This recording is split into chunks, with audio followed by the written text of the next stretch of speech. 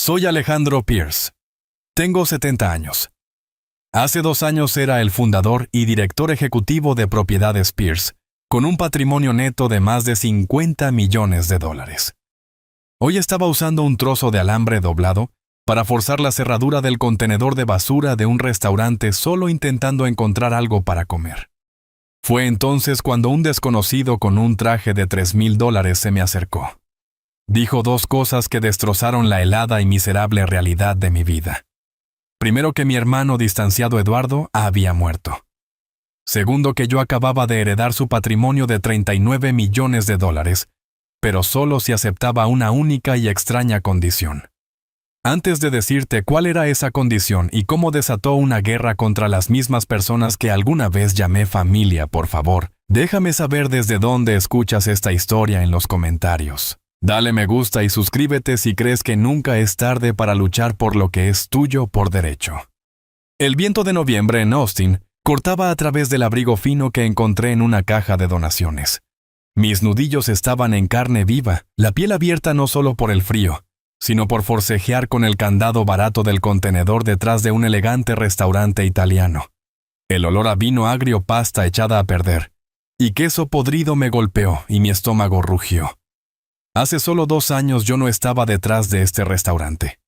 Estaba adentro sentado en la mesa de la esquina, la que siempre reservaban para mí. Estaba firmando un cheque pagando una cena lujosa para mi esposa, mi hijo y mi hija. La puerta de un auto se cerró de golpe, y me estremecí dejando caer el alambre. Traté de hacerme pequeño para desaparecer en las sombras del callejón, pero el auto no se había estacionado en la calle.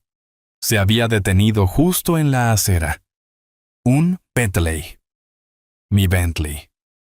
O al menos era mío.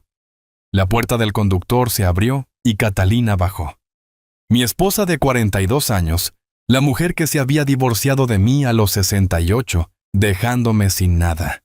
Se veía magnífica, su cabello estaba perfectamente peinado y llevaba un abrigo de cachemira verde oscuro, el que le compré para nuestro último aniversario.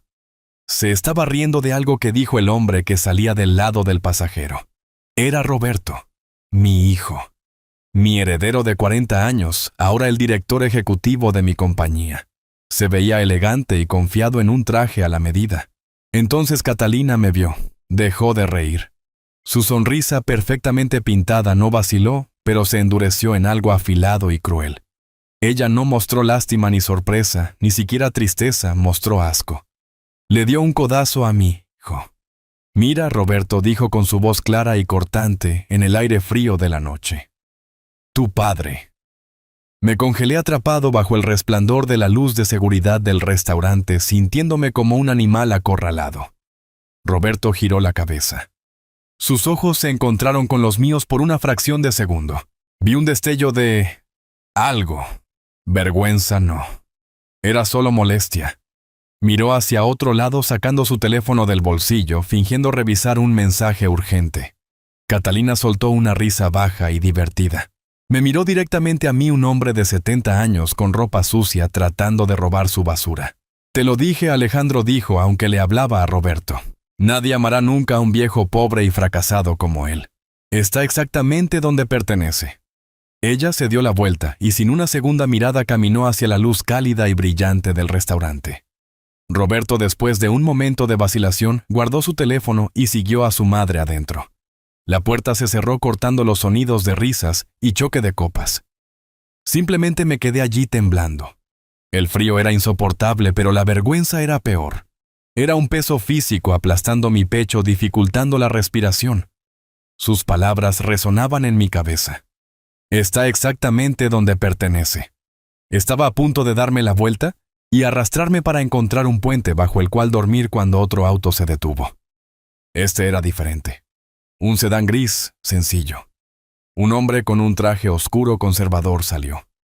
No estaba mirando el restaurante, me estaba mirando directamente a mí. Caminó hacia mí con determinación. Me tensé esperando que me dijeran que me fuera esperando a un guardia de seguridad o un oficial de policía. Disculpe, dijo el hombre. Su voz era educada y profesional. ¿Es usted el señor Alejandro Pierce? El nombre se sentía extraño. Nadie me había llamado señor en mucho tiempo. Solo asentí, incapaz de hablar. El hombre extendió una mano enguantada. Miré mis propias manos sucias y agrietadas y las escondí en mis bolsillos. Él no pareció ofendido. Simplemente retiró su mano y sacó una tarjeta de presentación.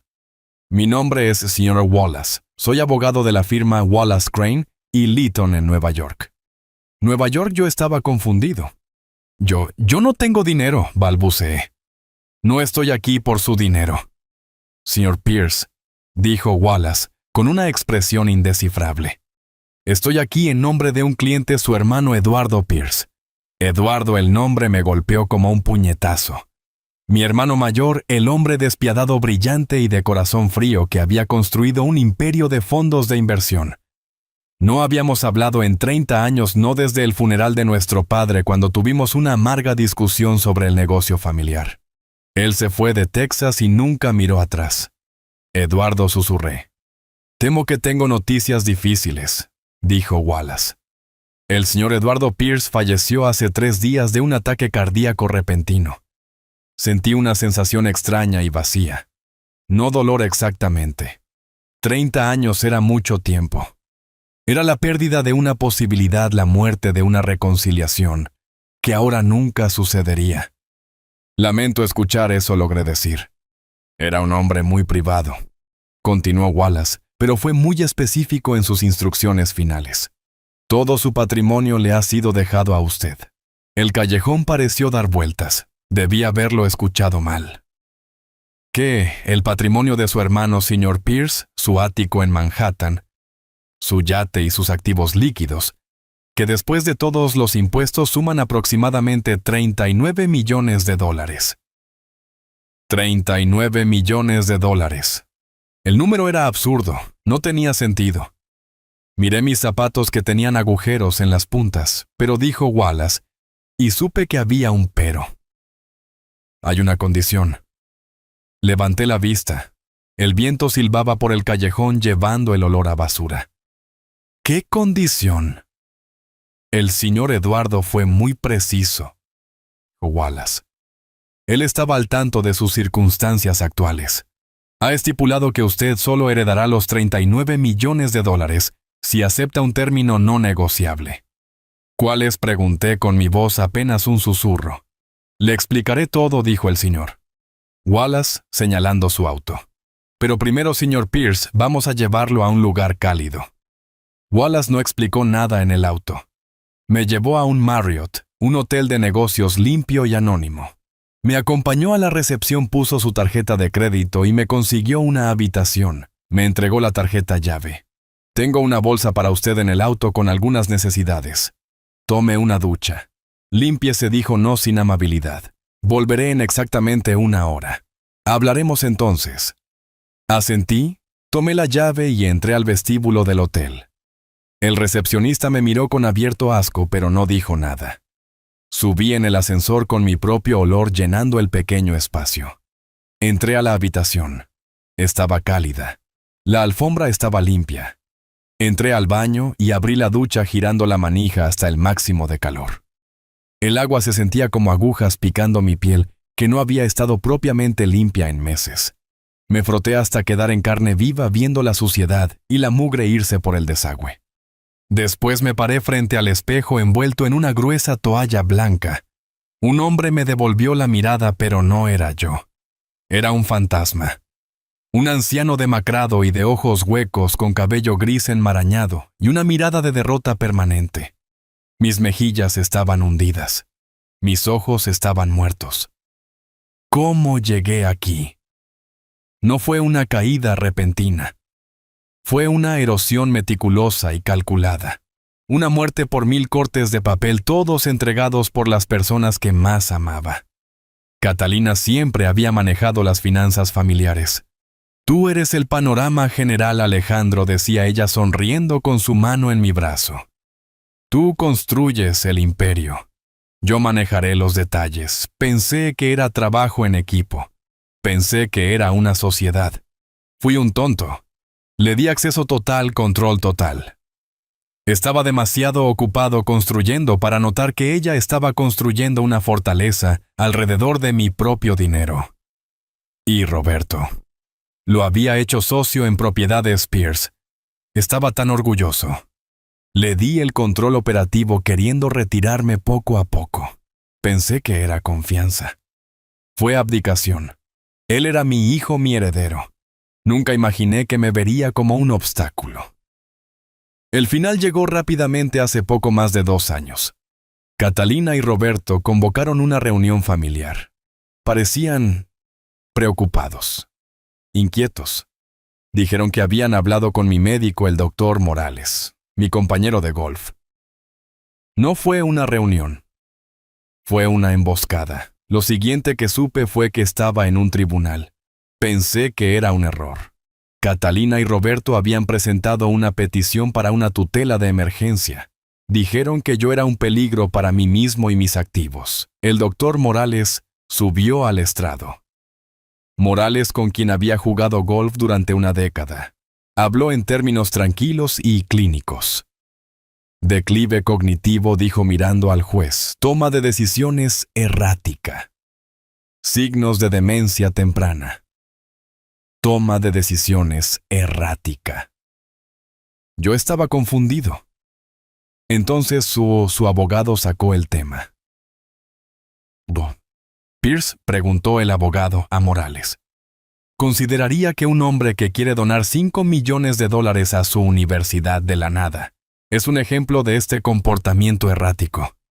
Mi sangre se heló. Yo había querido hacer eso. Se lo había mencionado a Catalina y a Roberto durante la cena. Quería construir una nueva ala de ingeniería en mi alma mater anónimamente. Morales asintió gravemente. En el contexto de otros lapsos de memoria y confusión, sí es un signo clásico de juicio deteriorado.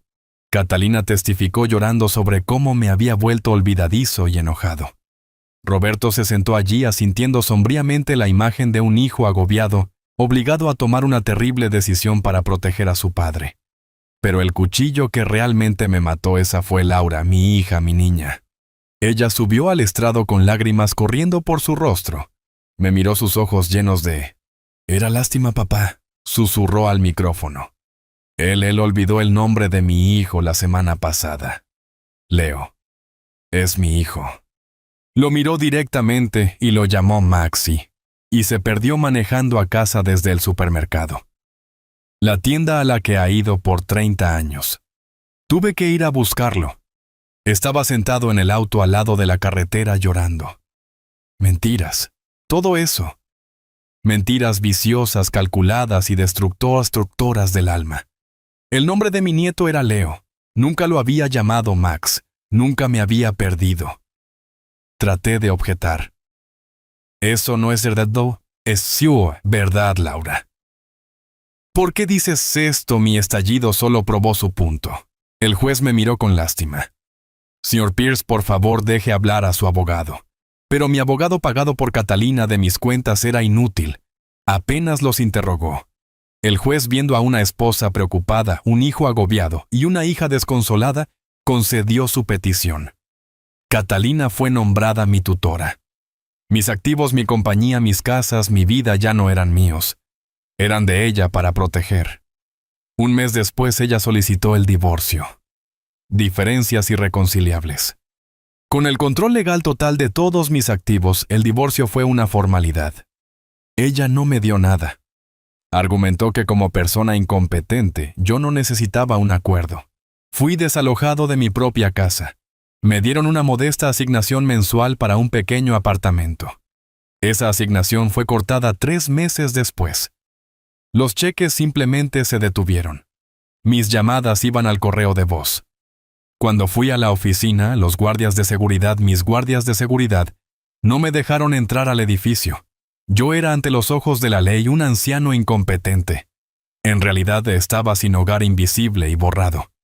Hubo un golpe en la puerta de la habitación del hotel. Era exactamente 1 hora después. Abrí. El señor Wallace estaba allí sosteniendo un maletín grueso. Yo llevaba los pantalones deportivos grises y la camiseta negra que habían estado en la bolsa que dejó. Mi vieja vida, mi ropa vieja, estaba en una pila en el baño esperando ser quemada. Por favor, dije haciéndole señas para que entrara. Mi voz estaba ronca. Él entró y se sentó en la silla junto al escritorio. Colocó el maletín sobre la mesa y lo abrió. ¿Café?, preguntó señalando la máquina. Simplemente negué con la cabeza. Señor Pierce comenzó. Voy a ser muy directo. Mis disculpas por lo que ha pasado.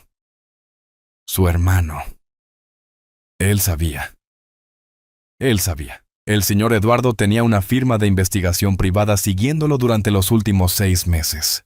Él fue minucioso. Procesé esto. Eduardo. El hermano que pensé que me había olvidado. Él había estado observando. ¿Por qué no lo dijo? Era un hombre muy privado, pero sus acciones hablan por sí mismas. Él sabía sobre la tutela. Tiene archivos sobre el Dr. Morales, incluyendo sus deudas de juego. Sabía sobre las compañías fantasma que Roberto y Catalina estaban creando incluso antes de mover los activos. Un choque frío y eléctrico me atravesó. Él sabía todo eso. Sí. Lo cual nos lleva a la condición. Wallace me miró sus ojos agudos. Como dije, el testamento de Eduardo es único. Él le dejó todo. Los 39 millones, el ático, el yate. Con una condición. ¿Cuáles? Dije inclinándome hacia adelante. Que use los recursos de su fideicomiso, mi equipo, mis investigadores, nuestros abogados, para anular legalmente la tutela y recuperar cada dólar que Catalina y Roberto le robaron. Me recosté atónito. El aire salió de mis pulmones. Él quiere que luche contra ellos. ¿Por qué? ¿Por qué no simplemente darme el dinero? Con 39 millones podría simplemente desaparecer. Empezar de nuevo. La voz de Wallace era firme, pero no desagradable. Porque señor Pierce, Eduardo no quería darle 39 millones de dólares a un hombre que se había rendido. Me lo dijo él mismo en nuestra última llamada. Dijo, no voy a dar mi fortuna a un fantasma. Wallace se inclinó hacia adelante. Él quería dárselo al hermano que recordaba. Al hombre que vino a Texas sin nada y construyó un imperio desde cero. Él quería que recuperara su dignidad primero. Él quería que usted ganara. La habitación estaba en silencio. Miré mis manos. Estaban limpias ahora, pero aún cicatrizadas y temblorosas.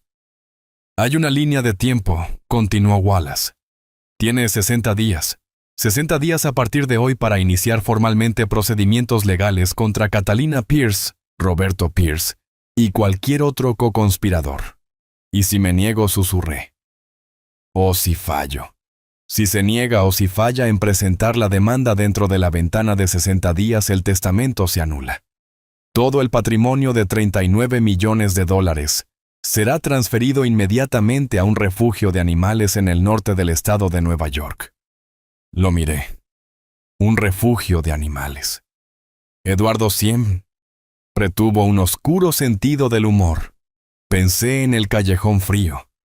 Pensé en el candado del contenedor. Pensé en Roberto mirando hacia otro lado. Y pensé en la risa de Catalina. Nadie amará nunca a un viejo pobre y fracasado como él. Un nuevo sentimiento estaba creciendo en mi pecho, empujando más allá de la vergüenza, más allá de la desesperación. Era algo que no había sentido en 2 años. Era frío, era claro y era puro. Era rabia. Esto no se trataba de 39 millones de dólares. Lo habría hecho por $1. Esto se trataba de la verdad. Se trataba de la mentira de Laura. Se trataba de la traición de Morales. Se trataba de mi nombre. Miré al señor Wallace. Mis manos ya no temblaban por debilidad. Temblaban con propósito. Lo haré, dije. Mi voz ya no era el susurro de un fantasma. Era baja, firme y dura como el acero. Lo haré. Los derribaré. A todos ellos. El señor Wallace asintió una vez como si hubiera sabido la respuesta todo el tiempo. Muy bien, señor Pierce. Tenemos una gran cantidad de trabajo por hacer. Metió la mano en su maletín y sacó una sola llave de metal antigua.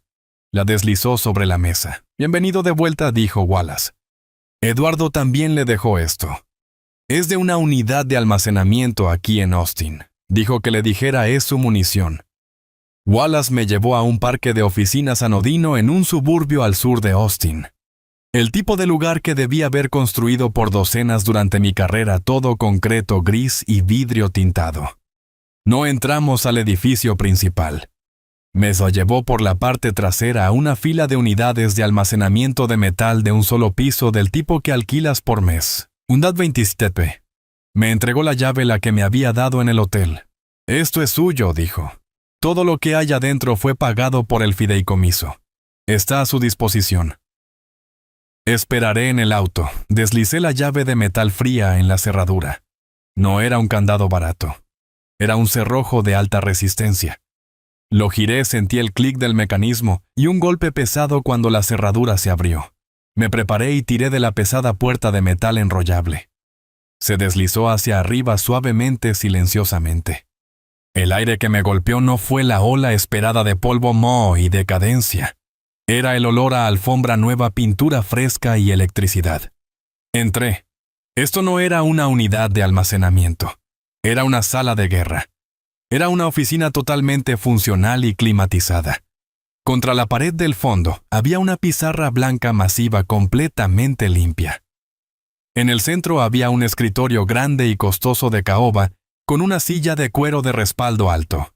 Sobre el escritorio había una laptop de alta gama nueva todavía cerrada. Junto a ella había una impresora láser, un escáner y una pila de carpetas con pestañas perfectamente organizadas. Cajas de archivos estaban apiladas cuidadosamente contra una pared. Las luces del techo eran fluorescentes, brillantes y limpias. El lugar olía a papel fresco, plástico nuevo y tinta de impresora. Me quedé allí por un minuto completo simplemente respirándolo. Era el olor de mi vieja vida.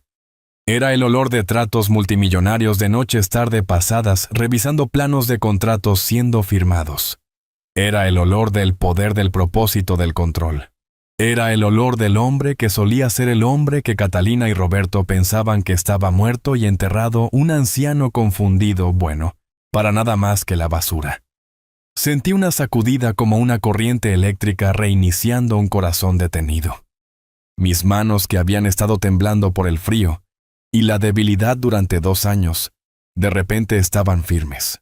La niebla que había nublado mi mente, una niebla de vergüenza y desesperación, comenzó a quemarse. Caminé hacia el escritorio.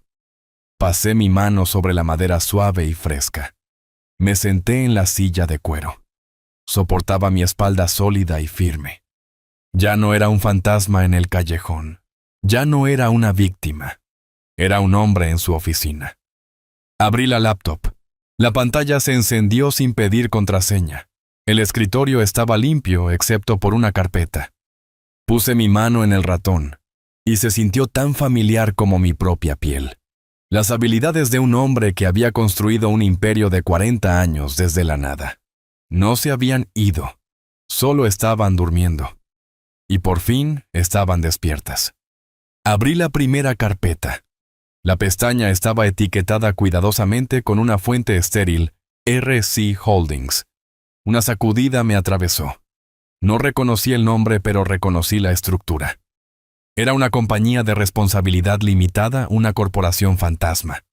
Conocía este libro de jugadas porque yo había inventado este libro de jugadas para propósitos fiscales legítimos hace décadas. Mis dedos, ya no entumecidos por el frío, abrieron la cubierta. La primera página era el documento de incorporación de Delaware. Mis ojos buscaron la fecha. 3 meses antes de la audiencia de tutela. Habían estado planeando esto. Esto no fue un crimen del momento.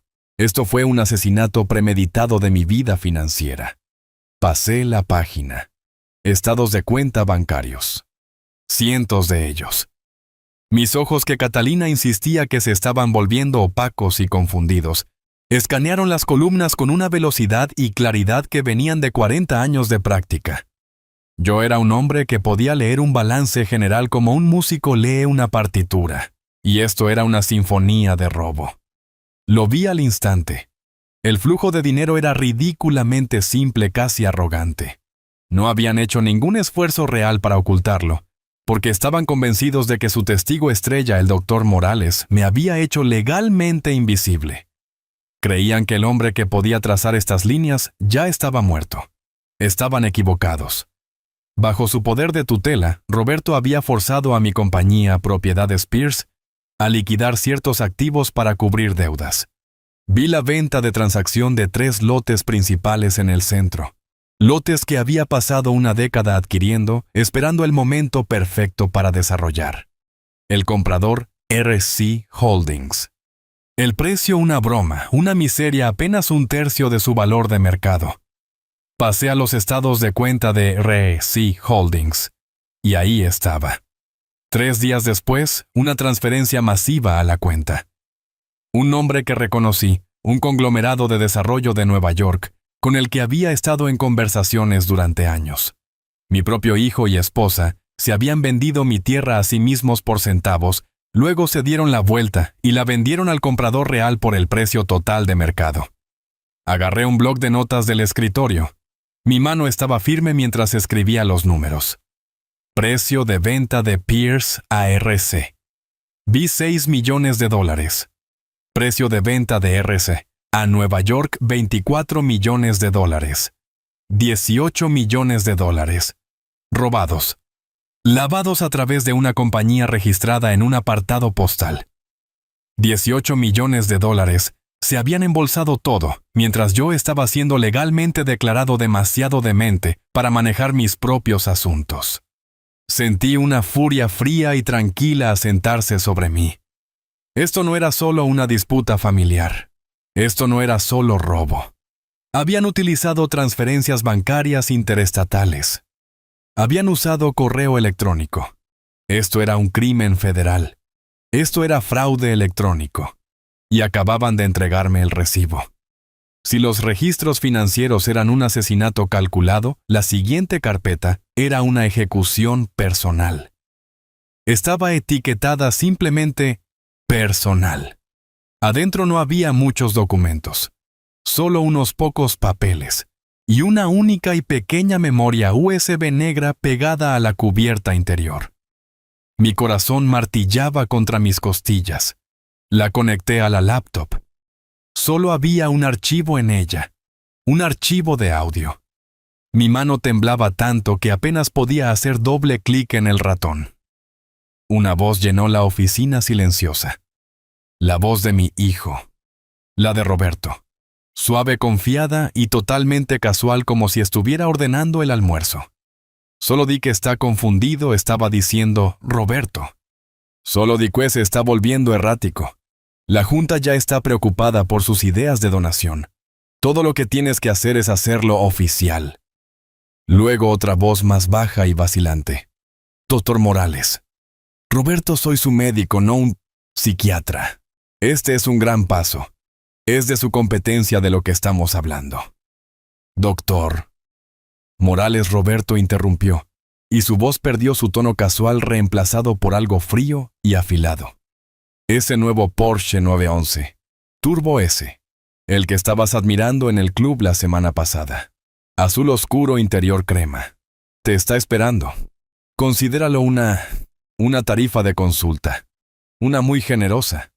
Siguió un largo y pesado silencio. Podía escuchar a Morales respirando en la grabación. Un suspiro.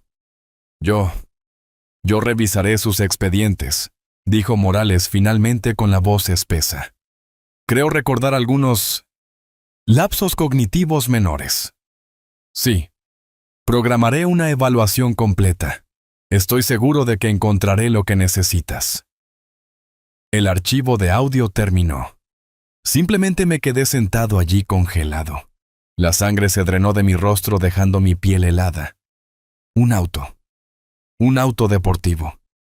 Él había vendido mi vida, mi libertad, mi identidad. Por un maldito auto deportivo. Los $18 millones eran negocios. Eso era robo. Esto era parricidio. Y luego debajo de la memoria USB vi la última hoja de papel en la carpeta. Era una impresión de un correo electrónico eliminado. Un correo de mi hija Laura a su madre Catalina, enviado 2 semanas antes de la audiencia. Mamá decía: sé que esto está mal. Sé que papá no está realmente enfermo. Pero realmente necesito esos $100,000. La deuda de la tarjeta de crédito. Mi esposo me matará si se entera. Yo haré lo que dijiste. Testificaré. Hablaré sobre el cumpleaños. Diré que olvidó el nombre de Leo. El último poco de aire salió de mis pulmones. El último fragmento de debilidad.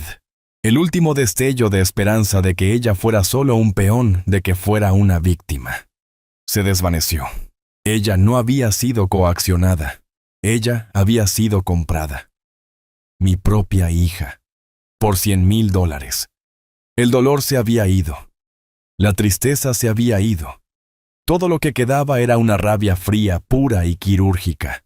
La última gota de cualquier amor que tenía por ellos se acababa de evaporar. No eran mi familia. Eran solo el enemigo. Levanté el nuevo teléfono estéril que estaba en el escritorio. Marqué el número que Wallace me había dado. Contestó al primer timbre. Wallace dijo. Mi voz era un gruñido bajo. Ni siquiera la reconocí como mía. He visto suficiente, dije. He revisado la munición. Necesito un abogado. No un abogado familiar. No un abogado de sucesiones. Hice una pausa mirando el nombre RC Holdings en la pizarra, la tinta brillando bajo las luces fluorescentes. Necesito un tiburón. Necesito al mejor y más despiadado abogado de fraude corporativo y litigios en el estado de Texas. Y lo necesito ahora. Al día siguiente, Wallace me llevó a una torre de vidrio y acero que perforaba el horizonte del centro de Austin. El vestíbulo era una vasta caverna de mármol italiano y arte costoso y silencioso. Hombres y mujeres con trajes afilados y rostros aún más afilados se movían con un propósito silencioso y urgente. Yo, con un traje nuevo sencillo que Wallace había proporcionado, me sentía como un impostor. Pero el sentimiento se estaba desvaneciendo, reemplazado por un enfoque frío y duro. Subimos en un ascensor silencioso de alta velocidad hasta el último piso, el ático. Las puertas se abrieron no a un pasillo, sino directamente a un área de recepción. El nombre en la pared de vidrio en letras simples y brutales decía Blackwell. Una recepcionista nos dirigió a una oficina en la esquina. La puerta estaba abierta. La señora Blackwell no era lo que esperaba. Tenía unos 45 años, vestida con un traje gris oscuro severo y perfectamente hecho a medida.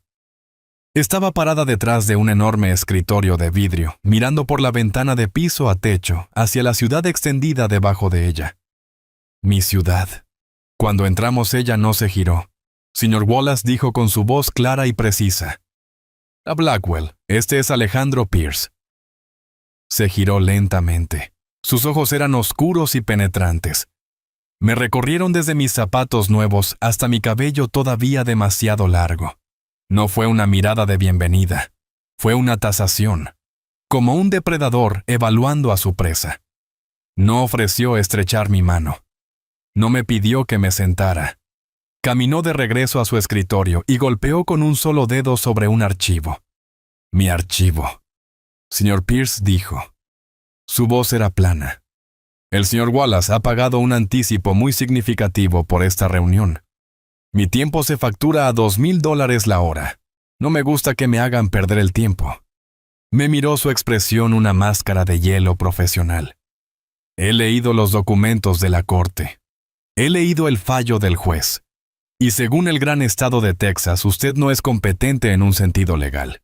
El registro judicial dice que sufre de declive cognitivo. Dice que es incapaz de manejar sus propios asuntos. Dice que usted es, para todos los intentos y propósitos legales, alguien que no está aquí. Se inclinó ligeramente hacia adelante, sus ojos clavándose en los míos. Así que, antes de ir más lejos, necesita decirme: estoy hablando con Alejandro Pierce, el hombre que construyó la mitad de esta ciudad. O estoy perdiendo mi tiempo y el dinero del señor Eduardo Pierce en un anciano legalmente declarado incompetente que ni siquiera tiene la capacidad para contratarme. No le respondí. No perdí tiempo en sentimientos o explicaciones. Su desafío era una prueba y yo sabía exactamente cómo responderla. Simplemente pasé junto a ella, tomé un marcador rojo de borrado en seco de la bandeja y me volví hacia la enorme pared blanca brillante que no estaba cubierta por una ventana. Era su pizarra. Dicen que estoy confundido. Dije con mi voz tranquila, pero hizo eco en la acústica perfecta de la oficina de gran altura. Dicen que estoy cognitivamente deteriorado, así que déjeme mostrarle cómo se ve una mente deteriorada. Destapé el marcador. El olor agudo de la tinta era un olor familiar. Dibujé un cuadro en el centro de la pizarra. Propiedad Spears, escribí dentro. Durante los siguientes 30 minutos no me detuve. No dudé. No hablé sobre mi familia, o mi dolor, o mi tiempo en la calle. Hablé solo en el lenguaje de los números de la ley y de los activos. La niebla en mi cabeza se había ido reemplazada por una claridad fría y cristalina. El hombre que había estado forcejeando con la cerradura de un contenedor de basura se había ido. El director ejecutivo estaba de vuelta. Dibujé un segundo cuadro. RC Holdings Delaware, LLC. Dibujé una flecha de mi compañía a la de ellos. Transferencia 1, dije con mi voz ganando fuerza. 3 lotes principales en el centro, valor tasado en $27 millones. Precio de venta 6 millones. La razón declarada para la venta: liquidación de activos de bajo rendimiento para mantener la solvencia, una mentira. Eran nuestras propiedades no desarrolladas más valiosas. Dibujé un tercer cuadro. Conglomerado de Nueva York. Dibujé una flecha de RC Holdings a ese cuadro. 3 días después, precio de venta $24 millones. Beneficio neto 18 millones transferidos de RC Holdings a 2 cuentas offshore en las Islas Caimán. Escribí los números de cuenta en la pizarra de memoria. No me detuve ahí, dibujé más cuadros. Compañía Fantasma 2. Consultoría. Facturó a Propiedad Spears por $2 millones en honorarios de asesoría el año pasado. El agente registrado es un bufete de abogados en el mismo edificio que el club de golf de Roberto. Llené la pizarra. Era una telaraña de transacciones, fechas, números de cuenta y nombres. Era la anatomía de su crimen puesta al descubierto. Me alejé de la pizarra. Usaron transferencias bancarias interestatales para mover el dinero de la venta, dije girándome para enfrentar a Blackwell. Eso es una violación del título 18 del Código de los E.U. Sección 1243. Fraude electrónico. Sentencia máxima 20 años. Señalé otro cuadro. Usaron el correo de E.U. para presentar informes de activos falsos ante la corte para justificar las ventas. Eso es una violación de la sección 1441. Fraude postal. Golpeé el marcador en el primer cuadro. Y mi favorito personal. Usaron la venta fraudulenta de 6 millones para declarar una pérdida de capital masiva para Propiedad Spears, compensando ganancias legítimas. No solo me defraudaron a mí. La miré a los ojos. Defraudaron al Servicio de Impuestos Internos. Eso es evasión fiscal grave. Título 26 del Código de los E.U. Sección 702-1. Volví a poner la tapa en el marcador. El clic fue fuerte en la habitación silenciosa. Miré a Blackwell. Ella no me estaba mirando a mí. Estaba parada con los brazos cruzados mirando la pizarra blanca. Sus ojos se movían rápidamente, escaneando cada cuadro, cada flecha, cada número de estatuto que yo había escrito. Estaba leyendo el complejo diagrama tan fácilmente como yo lo había escrito. Caminó más cerca de la pizarra trazando la línea desde RC Holdings hasta las Caimán con una uña larga y pintada. Estuvo en silencio por 30 segundos completos. Luego se dio la vuelta. La máscara helada de duda profesional se había ido. Sus ojos ya no estaban fríos, estaban calientes, estaban brillando. Y por primera vez vi una sonrisa extenderse por su rostro. No era una sonrisa cálida. Era la sonrisa más terroríficamente hermosa que jamás había visto. Era la sonrisa de un gran tiburón blanco que acababa de oler un rastro de sangre en el agua. Señor Pierce dijo con su voz ahora un ronroneo bajo y depredador. Cometieron un error fatal. ¿Cuál es? Pregunté. Ella asintió hacia la pizarra un mapa de su nueva demanda multimillonaria. Pensaron que usted era viejo, así que lo trataron como si fuera estúpido, dijo. Pero olvidaron una cosa muy importante, me señaló con un dedo. Olvidaron que usted es mejor en esto de lo que ellos jamás serán. Blackwell presionó un botón del intercomunicador en su escritorio. Despeja el resto de mi día, ordenó con voz cortante, y trae a mi investigadora principal aquí. Ahora. Se volvió hacia mí todo negocios. Señor Pierce, su diagrama en la pizarra es excelente, dijo asintiendo hacia mi trabajo. El caso financiero es fuerte. Es más que fuerte, es una victoria asegurada en los cargos de fraude. Pero también es complicado. Tomará meses, tal vez años, luchar en la corte civil. Presentarán mociones. Retrasarán. Apelarán. Comenzó a caminar como un depredador enjaulado. Toda su defensa descansa en un solo punto, que usted era y es mentalmente incompetente. Mientras esa orden judicial se mantenga, argumentarán que usted no tiene la capacidad para demandarlos. Dirán que es un anciano confundido siendo manipulado por partes externas como el señor Wallace. Y se detuvo y me miró. No podemos simplemente atacar la fortaleza. Tenemos que volar los cimientos. Tenemos que destruir la credibilidad del hombre que les dio el derecho legal de robarle en primer lugar. Morales. Dije el nombre con sabor a ácido. Doctor Morales, confirmó ella. Tenemos que neutralizarlo.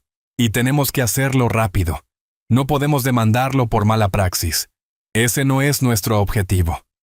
Necesitamos probar que cometió fraude. Necesitamos probar que le mintió a la corte. Ella tomó la carpeta personal de mi sala de guerra, la que Wallace le había dado.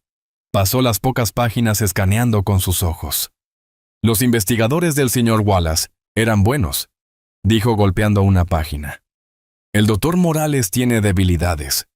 Tiene una deuda de juego de 6 cifras con un casino en Luisiana. Y según este informe de vigilancia, tiene un gusto por la compañía costosa. Una sonrisa fría y delgada tocó sus labios. Está endeudado y tiene poco control de impulsos, dijo. Esa es una combinación que podemos usar. El plan era despiadado y elegante. Blackwell no solo quería atraparlo, quería que él mismo se ahorcara con sus propias palabras. Su investigadora principal era una mujer de unos 30 y tantos años llamada Diana. No solo era atractiva, era desarmante. Tenía una forma de mirarte que te hacía sentir como la única persona en el mundo. Ella era el cebo perfecto. Su historia de cobertura era la sobrina de un magnate tecnológico envejecido y adinerado que se había mudado recientemente a Austin para ayudar a manejar sus asuntos. Su primera visita al doctor. Morales fue una simple cita de paciente nuevo. Se quejó de ansiedad, estrés, por sus nuevas responsabilidades y problemas para dormir. Era encantadora, rica y lo suficientemente vulnerable. Morales, viendo a un cliente de alto valor, fue todo simpatía profesional. Le recetó algunas pastillas suaves para dormir y reservó un seguimiento.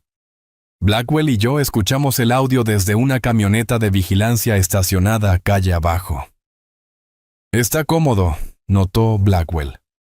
La ve como una nueva fuente de ingresos. Ahora lo hacemos codicioso.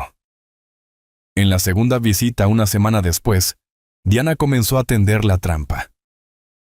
Es solo que no soy solo yo, doctor, dijo Diana con la voz temblando ligeramente. Vimos la pequeña señal de video granulada de la cámara de botón en su blusa. Es mi tío. Estoy tan preocupada por él. Cuénteme, dijo Morales inclinándose hacia adelante, su voz goteando falsa preocupación. Él está solo actuando tan extrañamente, susurró ella. Tiene 68 años, construyó un imperio, y ahora está hablando de regalarlo todo. Quiere donar millones a una universidad de la nada. Está olvidando cosas. Se está volviendo errático. El resto de la familia está aterrorizada de que se vaya a llevar a la bancarrota, de que él esté ya sabe perdiéndola. Los ojos de Morales en la señal de video mostraron un destello de reconocimiento. Esta era una historia que había escuchado antes. Estaba en terreno familiar. Eso debe ser muy difícil para usted, dijo juntando las puntas de sus dedos. Los problemas cognitivos en individuos de alto funcionamiento pueden ser complejos. Eso es justo, dijo Diana aprovechando la apertura. Necesitamos ayudarlo, protegerlo de sí mismo. Pero no sabemos cómo. Morales asintió. Estas situaciones son muy delicadas. Legalmente, a menudo requiere una evaluación médica profesional para evaluar su capacidad. Él mismo había mordido el anzuelo. La visita final fue 3 días después. Diana estaba visiblemente angustiada. Doctor, no podemos esperar. Trató de comprar un avión antiguo ayer. Ni siquiera vuela. La familia necesita intervenir. Necesitamos tomar el control de sus finanzas por su propio bien. Pero nuestro abogado familiar dijo que no podemos hacer nada sin una declaración médica. Alguien que le diga a la corte que él no es estable. Ella se inclinó su voz un susurro conspirador. Necesitamos un médico que entienda la delicadeza de la situación. Alguien que pueda guiar en el proceso. Mi familia está preparada para estar muy agradecida por ese tipo de consulta experta. Ella colocó un sobre de aspecto costoso y grueso sobre su escritorio. Esto es por su tiempo, un anticipo por su discreción. Blackwell y yo contuvimos la respiración. Vimos en el monitor cómo los ojos de Morales pasaban de la cara de Diana al sobre. No lo tocó. Todavía no. Su codicia estaba luchando contra su precaución. Diana dijo tratando de sonar profesional. Lo que está pidiendo no es algo simple. Lo sabemos, dijo ella. Solo necesitamos saber si es posible. Este era el momento. Las deudas de juego del médico que el archivo de Wallace había detallado debían estar gritando en su oído. Miró el sobre de nuevo. Suspiró con un sonido pequeño y codicioso. Deslizó el sobre del escritorio hacia un cajón abierto. Había mordido el anzuelo. Es posible, dijo Morales con su voz ahora baja y confidencial. Ya no era un médico, era un co-conspirador. El proceso es sencillo, comenzó. No se trata de una sola prueba. Se trata de construir una narrativa para la corte. Dejé de respirar. Él le estaba dando el libro de jugadas. Mi libro de jugadas. Primero dijo, ustedes, la familia, proporcionan testimonios escritos, anécdotas. Momentos en los que parecía confundido. Olvidaba nombres, tomaba decisiones extrañas. El avión es perfecto. La donación es aún mejor. Ni siquiera tiene que ser perfectamente exacto. Solo tiene que sonar convincente. Estaba describiendo la mentira de Laura sobre mi nieto. Luego continuó, lo traigo para una evaluación cognitiva.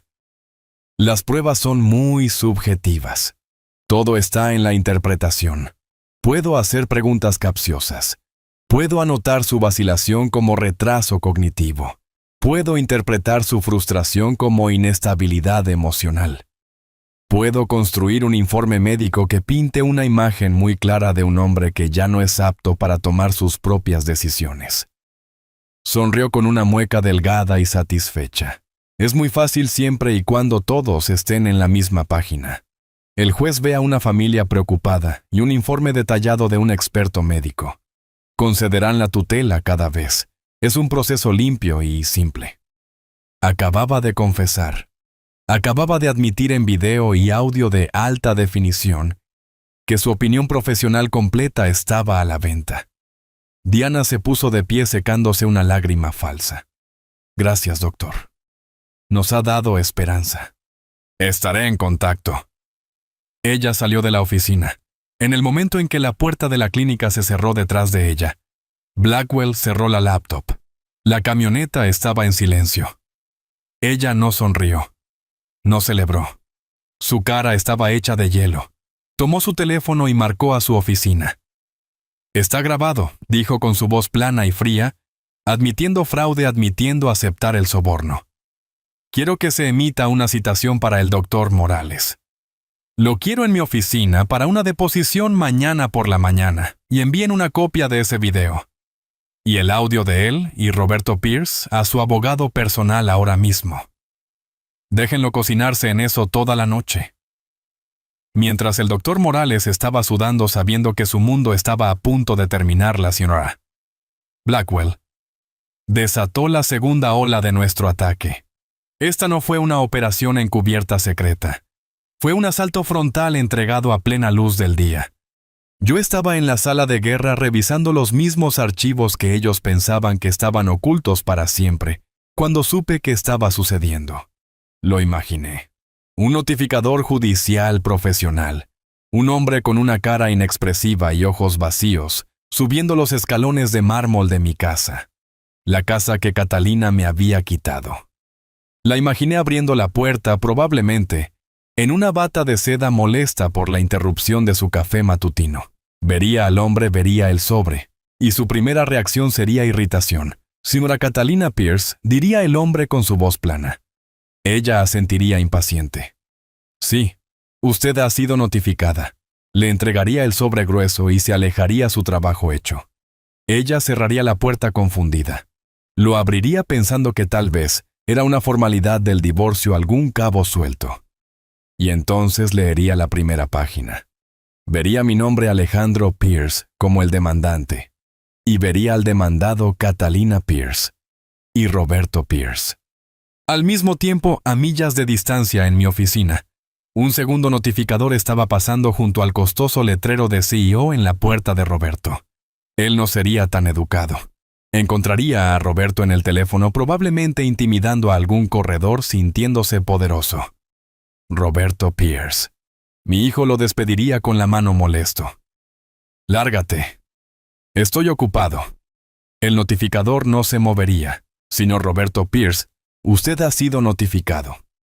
Dejaría caer el sobre idéntico en el escritorio y se daría la vuelta para irse. Roberto lo miraría fijamente, furioso por la interrupción. Entonces vería mi nombre. Incluso podría reírse pensando, ¿qué puede hacer el viejo? Y entonces ambos, en sus castillos separados construidos sobre mi vida robada, leerían la segunda página. La citación «Duces tecum», una demanda de documentos. Y verían las dos palabras que convertirían su sangre en hielo. RC Holdings. Era un nombre que no debería existir fuera de sus conversaciones privadas. Era su secreto. Su chiste susurrado triunfante. El vehículo para su robo de $18 millones. Ver ese nombre RC Holdings LLC escrito en una fuente legal negra y cruda. No sería solo un shock. Sería una imposibilidad. Sería una historia de fantasmas. Esta no era una demanda al azar. Este no era un anciano confundido pidiendo sobras. Este era un documento que probaba sin sombra de duda que yo sabía. Yo sabía el nombre. Sabía sobre las cuentas. Sabía todo. El pánico sería instantáneo. Los cimientos de sus nuevas vidas ricas se agrietarían. Su confianza se haría añicos. Solo habría una única pregunta aterrorizada gritando en sus mentes. ¿Cómo lo sabe? El pánico debió haberse instalado casi de inmediato.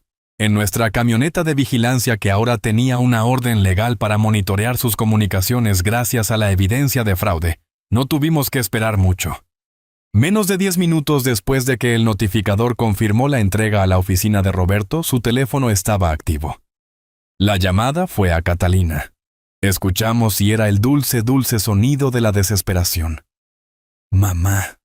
La voz de Roberto era aguda, casi un chillido. Ya no era el CEO tranquilo y genial. Era un niño aterrorizado. Él sabe el nombre. La voz de Catalina era afilada, pero podía escuchar el temblor debajo de ella. «¿De qué estás hablando, Roberto? Cálmate». «¿Qué nombre?» «RC Holdings». «Mamá RC». Está en una citación. Está pidiendo todos los registros, todos ellos. ¿Cómo es esto posible? ¿Cómo sabe ese nombre? Hubo una fuerte inhalación de aire en el lado de Catalina. Eso es imposible, susurró. Nadie conoce ese nombre. Nadie. Bueno, él lo sabe. Roberto estaba caminando de un lado a otro. Podía escuchar el sonido de sus zapatos caros en el piso de madera de su oficina. Como mamá, ¿cómo conoció esto un anciano sin hogar, un anciano confundido? ¿Quién lo está ayudando? Tiene un abogado, un buen abogado. Cálmate, espetó Catalina recuperando la compostura. Es un engaño. Tiene que serlo. No tiene nada.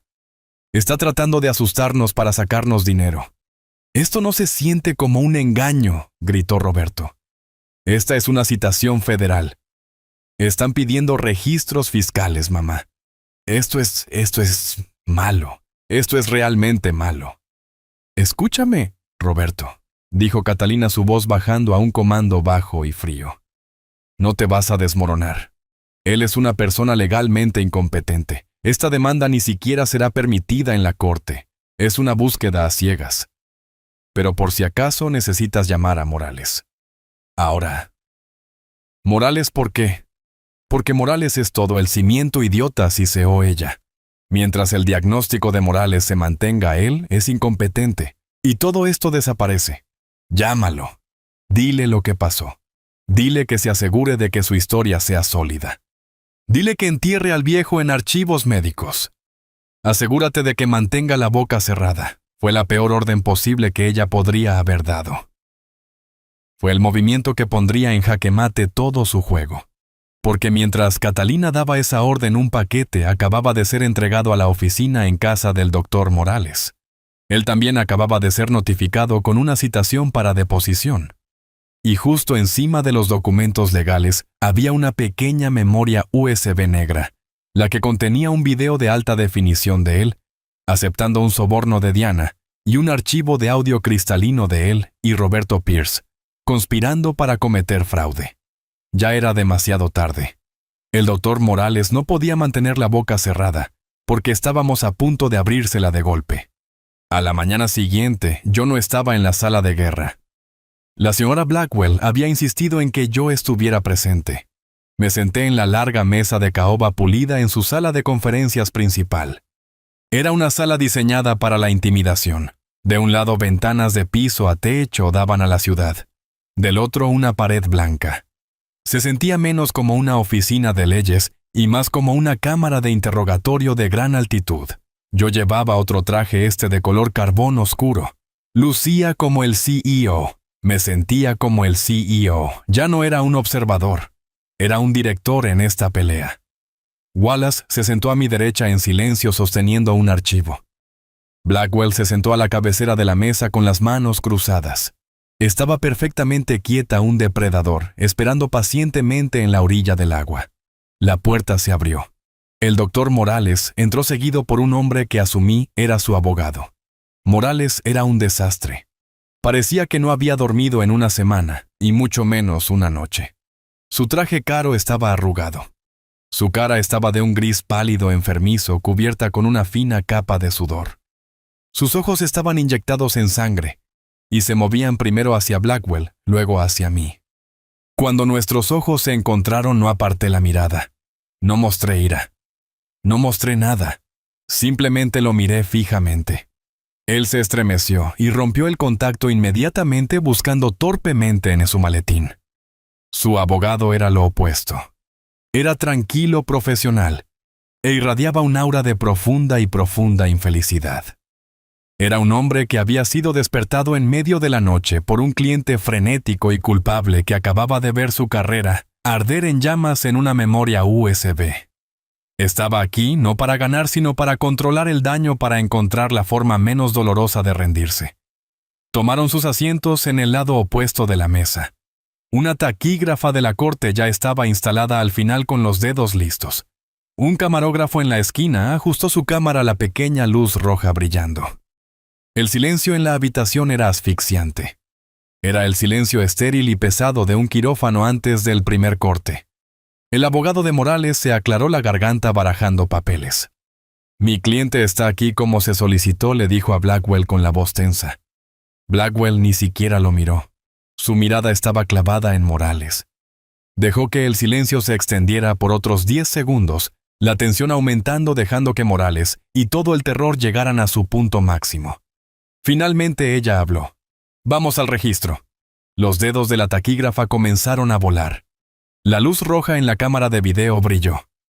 Por favor, diga su nombre y dirección profesional para el registro.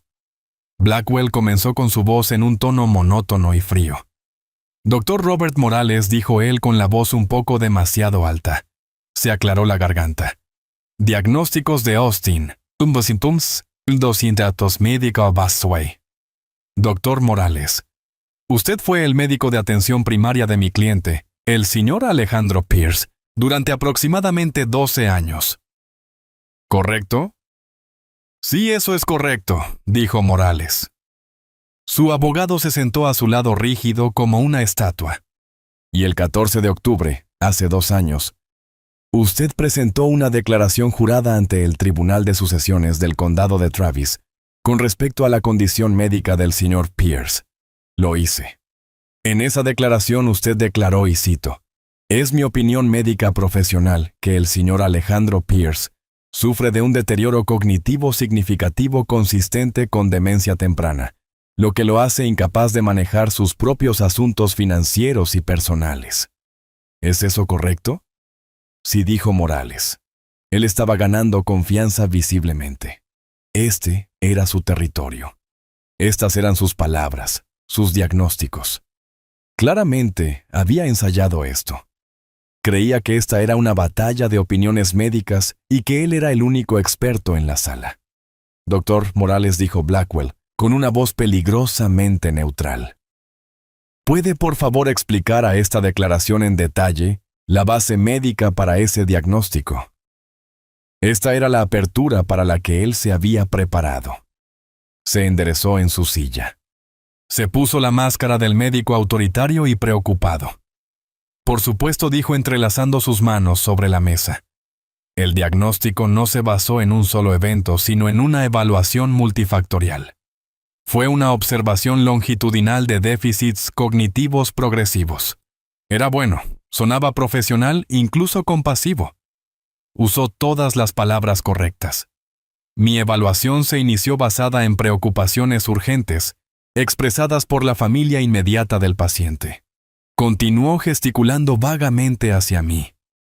Su esposa Catalina y su hijo Roberto proporcionaron relatos detallados y corroborantes del comportamiento errático del señor Pierce, sus lapsos de memoria y su paranoia. Estaba construyendo su muro ladrillo por ladrillo. Reportaron instancias en las que olvidaba nombres familiares, se perdía, y expresaba el deseo de liquidar activos financieros sólidos para propósitos cuestionables. Estos informes familiares son una herramienta de diagnóstico crítica. Luego describió las pruebas que me había hecho. El desempeño del paciente en la evaluación cognitiva de Montreal fue preocupante. Exhibió déficits significativos en la memoria diferida y la función ejecutiva. Cuando se combinó con el testimonio de la familia, el cuadro clínico fue innegable. Terminó su explicación y se recostó con una leve sonrisa arrogante en los labios. Había entregado sus líneas perfectamente. Había citado a la familia. Había usado la jerga médica. En su mente acababa de construir una fortaleza impenetrable. Miró a Blackwell como diciendo, «Es tu turno». Genuinamente creía que tenía el control. No tenía idea de que acababa de caminar directamente hacia la zona de ejecución. La señora Blackwell dejó que la explicación autocomplaciente de Morales colgara en el aire. No desafió sus términos médicos. No discutió sobre las pruebas cognitivas. Simplemente esperó. Lo dejó sentarse en el silencio disfrutando de lo que él pensaba que era su victoria. Después de 10 largos segundos, finalmente se movió. Levantó una mano, un gesto agudo y limpio. «Ahora estamos fuera del registro», dijo. Los dedos de la taquígrafa se detuvieron. La luz roja del camarógrafo se apagó. La parte oficial de la deposición había terminado. La ejecución estaba a punto de comenzar. El abogado del doctor Morales se tensó. Conocía este movimiento. Aquí era donde ocurría la verdadera pelea. El doctor Morales, sin embargo, todavía parecía engreído. Pensó que había ganado la ronda. La señora Blackwell se agachó y sacó un iPad delgado y elegante de su bolso. No dijo una palabra. Simplemente desbloqueó la pantalla y la colocó plana sobre la mesa de caoba. Luego con un dedo la deslizó a través de la superficie pulida.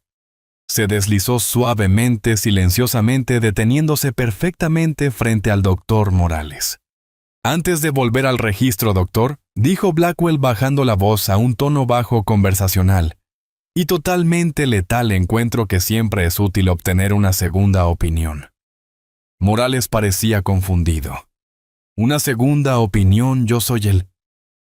Esto, dijo Blackwell, es una grabación de una nueva paciente suya, una tal Diana. Creo que se reunió con ella ayer mismo.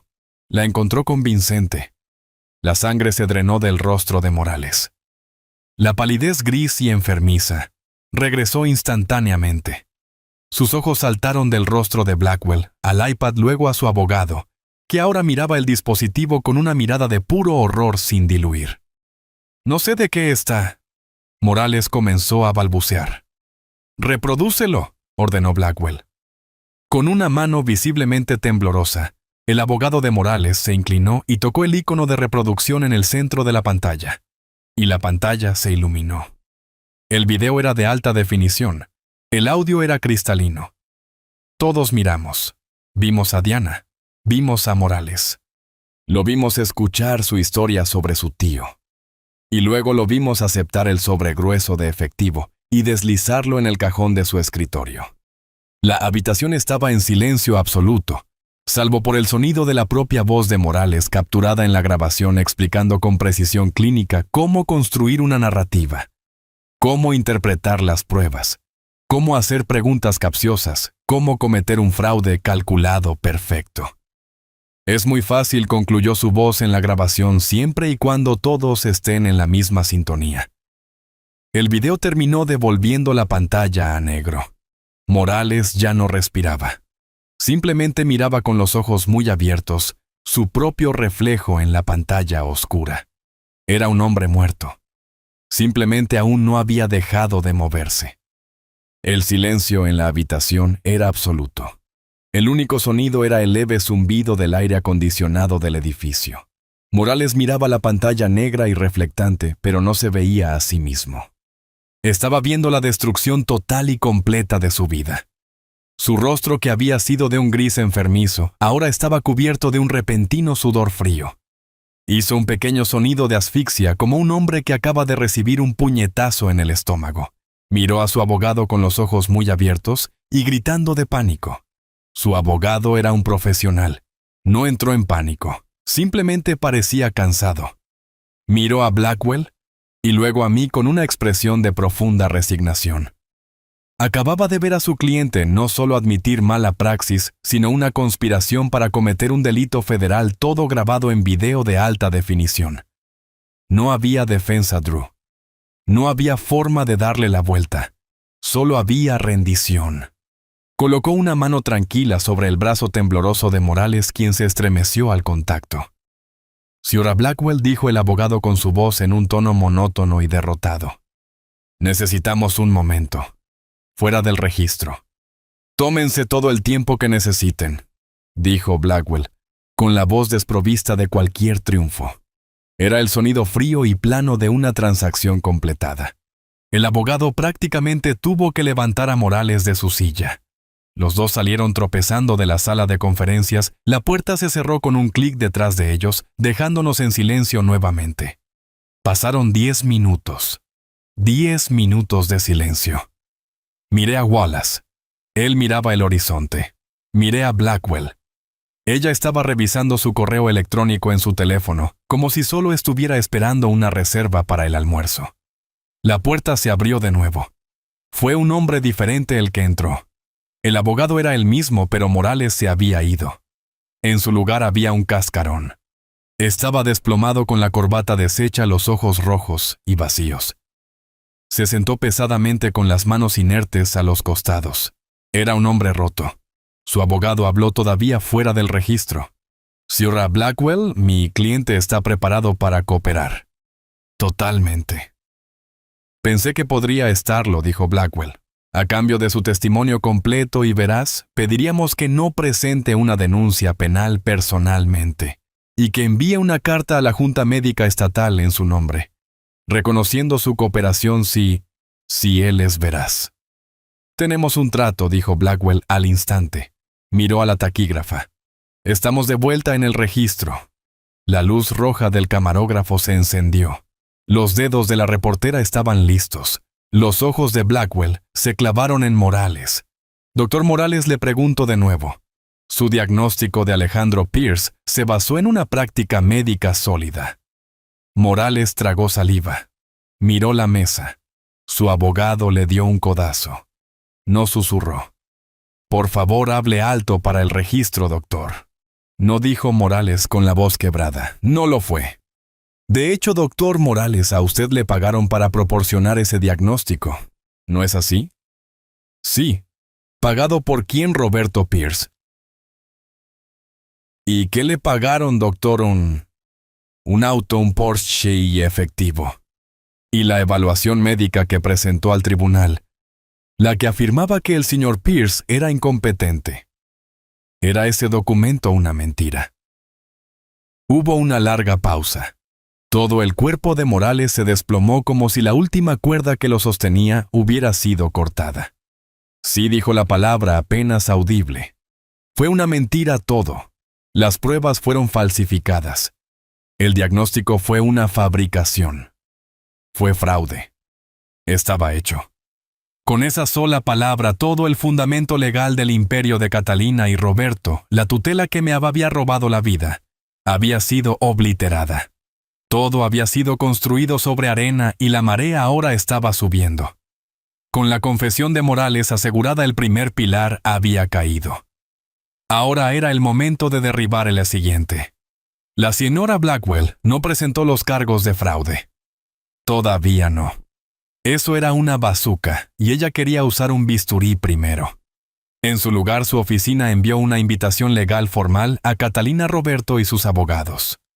La invitación era para una conferencia de mediación voluntaria, una negociación de paz, una oportunidad para resolver todas las disputas pendientes amigablemente. Sus abogados debieron estar encantados.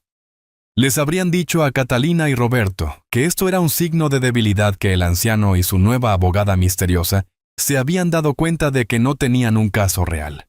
Probablemente estaban desesperados por un acuerdo rápido. Probablemente pensaron que podrían hacer que me fuera por una fracción de lo que habían robado. Pensaron que venía a suplicar. La reunión se fijó para la semana siguiente, en la sala de conferencias de Blackwell, la misma sala donde Morales había confesado. Llegué 1 hora antes. No llevaba un traje prestado. El señor Wallace me había llevado a un sastre adecuado. El traje que llevaba era un azul marino a rayas hecho a medida. Valía $5,000. Mis zapatos estaban lustrados, mi cabello estaba cortado, estaba afeitado, no era el hombre del callejón. Yo era Alejandro Pierce. Me senté a la cabecera de la larga mesa de caoba, no a un lado, a la cabecera. Blackwell se sentó a mi derecha, Wallace a mi izquierda. No hablamos, simplemente esperamos. A las 10 a.m. en punto la puerta se abrió. Catalina Roberto y su abogado entraron, y detrás de ellos, luciendo pequeña y nerviosa, mi hija Laura. Estaban en su elemento.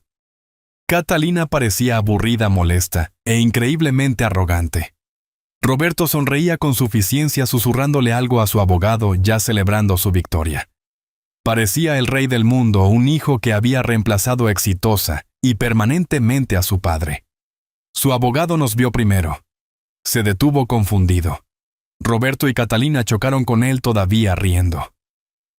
«¿Cuál es la demora?», dijo Roberto mirando hacia arriba. Y entonces me vio. Su sonrisa engreída. No solo se desvaneció, se congeló.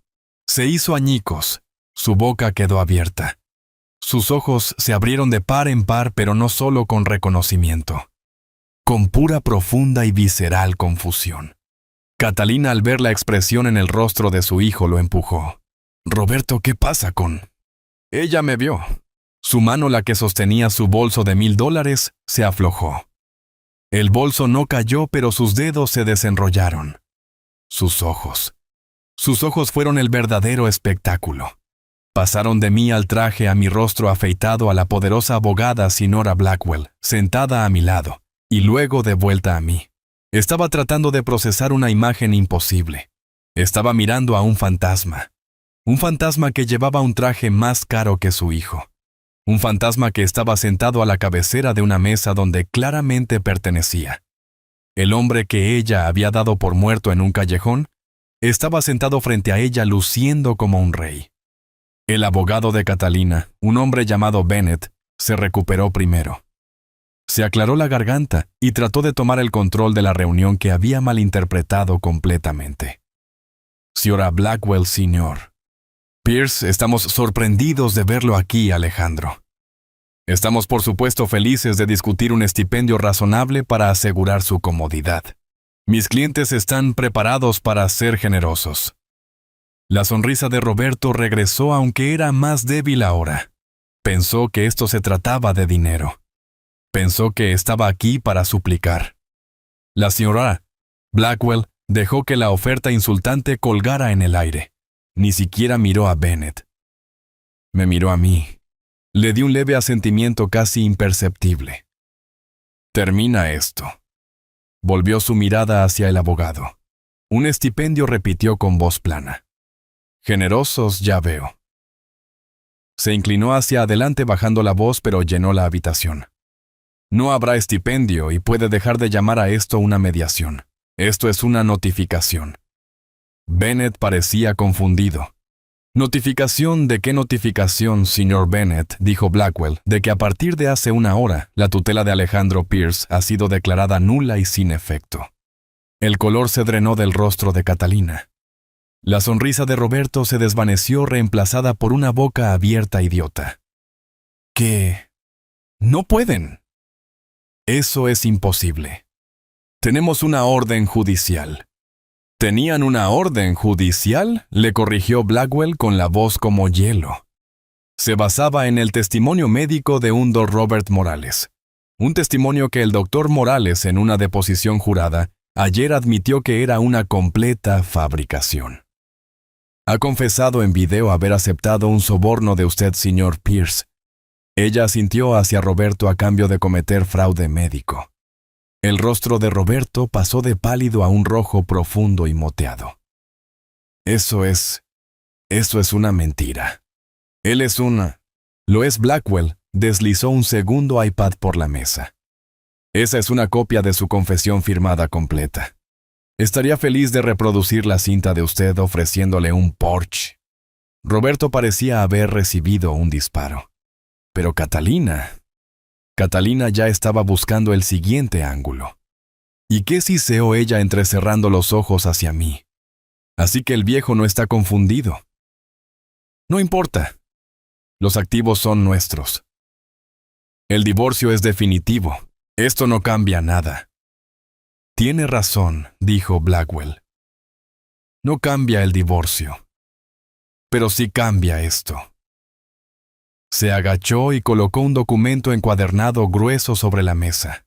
Hizo un ruido sordo y final. Esto dijo golpeando la portada: es una copia previa a la presentación de una demanda federal, citando violaciones del título 18, sección 1443, fraude electrónico, y sección 1341, fraude postal. Deslizó una segunda copia idéntica hacia su abogado. Y solo por diversión, hemos incluido un cargo rico: crimen organizado. Verá, el tribunal encontró que establecieron una empresa criminal, RC Holdings, para defraudar al señor Pierce. Catalina no entendió las palabras, pero Laura, mi hija, que había estado en silencio con el rostro pálido, finalmente entendió. Sus ojos se abrieron de par en par con puro terror animal. No era una hija preocupada. Era una co-conspiradora. Mamá. La voz de Laura era un chillido diminuto. «Mamá, ¿qué está diciendo ella?» «Fraude. Fraude electrónico, crimen organizado. Pensé que dijiste que todo era legal. Dijiste que solo estabas protegiendo los activos». Miró a Roberto, su rostro desmoronándose. «Roberto, tú me dijiste que era solo papeleo». De repente se puso de pie su silla raspando ruidosamente. Todo su cuerpo temblaba. No voy a ir a la cárcel», ella gritó con lágrimas corriendo por su rostro. «Ustedes me hicieron mentir en la corte. Ustedes. Ambos dijeron que era la única manera. No voy a ir a la cárcel por ustedes. No lo haré». Todos los ojos se volvieron hacia Laura. Sus sollozos eran fuertes, feos y desesperados. Ya no era la hija serena y desconsolada de la sala del tribunal. Era un animal acorralado y en su pánico acababa de implicar a su madre y hermano en un delito federal. Catalina, al ver esto, se volvió contra ella. «Laura, cierra la boca. No sabes lo que estás diciendo. Estás histérica», no gritó Laura señalando con un dedo tembloroso a su madre. Tú me obligaste. Me dijiste que era solo un trámite». Yo había estado en silencio. Los había observado a todos. Había observado la arrogancia, el pánico y la traición. Ahora hablé. Mi voz no era fuerte. Era tranquila y cortó a través de la histeria de Laura como el bisturí de un cirujano. «Laura». Ella se detuvo, su respiración atrapada en un sollozo. Sus ojos llenos de lágrimas tan parecidos a los de su madre se clavaron en los míos. No levanté la voz. No necesitaba hacerlo. «Laura». Repetí mi voz tranquila y fría. «En la corte. Testificaste bajo juramento que yo estaba tan confundido, que había olvidado el nombre de tu hijo. Mi nieto». Su rostro se quedó en blanco. El pánico fue reemplazado por un nuevo horror naciente. Ella sabía a dónde iba esto. «Dijiste que olvidé su nombre». Continué inclinándome hacia adelante solo una pulgada. «Lloraste». El juez te creyó. Fue muy convincente. La miré. Realmente la miré. «Dime, Laura. Solo para aclarar el aire, ¿cómo se llama mi nieto?» Me miró fijamente. Su boca se abrió y se cerró. Estaba buscando en su memoria no la verdad, sino la mentira que había dicho, y no pudo encontrarla. Yo tartamudeó mirando a Catalina en busca de ayuda. «¿Cuál es su nombre?» Laura, presioné mi voz inflexible. Es Max». Finalmente soltó el nombre sonando como una pregunta. «Su nombre es Max». Un silencio sepulcral cayó sobre la habitación. Muy lentamente negué con la cabeza. «No, Laura», dije, y mi voz estaba cargada con una lástima que era más terrible que la ira. «Su nombre es Leo. Ni siquiera te molestaste en recordar la mentira por la que vendiste a tu padre. Eso fue todo. Ese fue el golpe que la rompió». Soltó un sonido, un gemido agudo y herido, y se derrumbó de nuevo en su silla, cubriéndose el rostro, todo su cuerpo temblando en un paroxismo de culpa y autodestrucción. Su abogado Bennett simplemente se quedó sentado allí con el rostro ceniciento. Estaba mirando el final de su carrera. Pero Catalina era diferente. Observé su rostro. La vi mirar a su hijo, un tonto. La vi mirar a su hija, un desastre sollozante. La vi mirar la demanda federal sobre la mesa, y en ese momento supo que la pelea legal había terminado. Había perdido. Y en ese mismo momento dio un giro. Encontró una última arma en su arsenal, la tierra quemada. De repente soltó una carcajada. Fue un sonido áspero, feo, como un ladrido. «Muy bien, Alejandro». Se burló, su rostro torciéndose en una máscara de puro odio no adulterado. «Tú ganas. Tú, viejo bastardo inteligente, nos venciste. Lo recuperas todo». Abrió las manos de par en par. «Así que anda, tómalo». Se inclinó sobre la mesa, sus ojos brillando con un nuevo triunfo vicioso. Regresa a tu preciosa compañía. Regresa a Propiedades Pierce porque hemos pasado los últimos 2 años llevándola a la ruina. No es nada más que un cascarón. Alejandro, hemos hipotecado cada propiedad. Hemos llevado al límite cada línea de crédito. Los 18 millones por los que estás tan enojado, eso se fue. Se fue todo. La casa, los autos, las cuentas. La desangramos hasta dejarla seca. Se puso de pie, su voz elevándose a un chillido triunfante. Felicidades, Alejandro. Eres competente. Eres libre. Y ahora eres el orgulloso propietario de una deuda de 50 millones de dólares. Estás arruinado. Estás aún más quebrado ahora de lo que estabas en ese callejón. Sonrió con una sonrisa amplia. Terrible. Estás justo donde empezaste. Eres solo un anciano sin hogar con un buen traje. La voz de Catalina hizo eco en la habitación llena del sonido triunfante y feo de su odio. Eres solo un anciano sin hogar con un buen traje. Respiraba pesadamente, su rostro enrojecido, una luz salvaje y victoriosa en sus ojos. Finalmente había ganado. Me había destruido. Esperaba que yo gritara, llorara, me rompiera. Así que hice lo único que ella no podría haber esperado. Sonreí. No fue una gran sonrisa. Fue una sonrisa pequeña, tranquila y compasiva. Miré a esta mujer, esta criatura consumida por su propio veneno, y simplemente sonreí. Luego, lenta, tranquilamente, giré la cabeza hacia el hombre que había estado sentado en la esquina de la mesa, silencioso como una estatua durante toda esta reunión. El señor Wallace captó mi mirada. Le di un pequeño asentimiento. Tu turno. El señor Wallace, que había sido un administrador invisible, de repente se convirtió en el hombre más poderoso de la habitación. Se puso de pie lentamente. No era un abogado llamativo como Blackwell. Era un hombre de fideicomisos, de dinero viejo, de poder tranquilo e irreversible. Se abotonó tranquilamente la chaqueta del traje. Se ajustó los puños. Miró a Catalina, que todavía se burlaba, aunque un destello de confusión ahora estaba en sus ojos. Tiene absolutamente toda la razón, señora Pierce, dijo el ciego. Wallace, con su voz tranquila y agradable, como si discutiera sobre el clima. Tiene 100% de razón. Propiedades Pierce es, como usted dice, un cascarón. No vale nada. La sonrisa de Catalina vaciló. Esta no era la reacción que quería. Eso es correcto, tartamudeó. Está arruinada, de hecho. Wallace continuó caminando lentamente hacia el centro de la mesa. Nuestros contadores forenses, contratados por el fideicomiso del señor Eduardo Pierce, confirmaron lo mismo hace 6 semanas.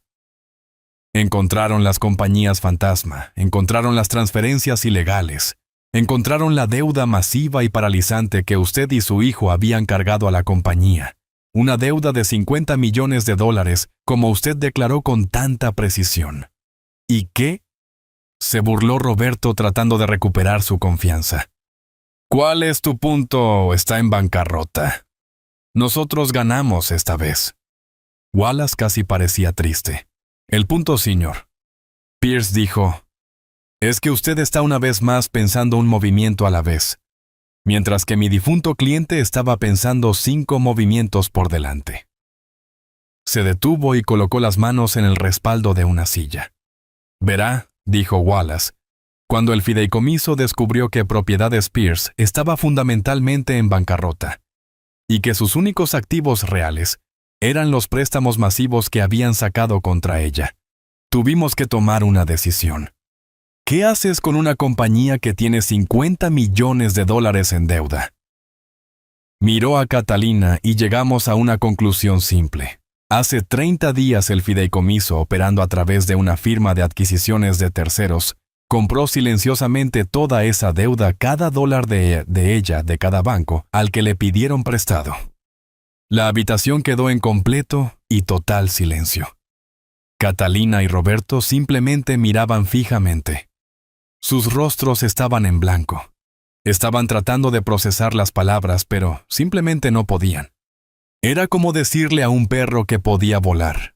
El concepto no existía en sus cerebros. Su abogado Bennett, sin embargo, entendió. Su rostro, que ya estaba pálido, se volvió del color de la ceniza. Parecía que iba a enfermarse físicamente.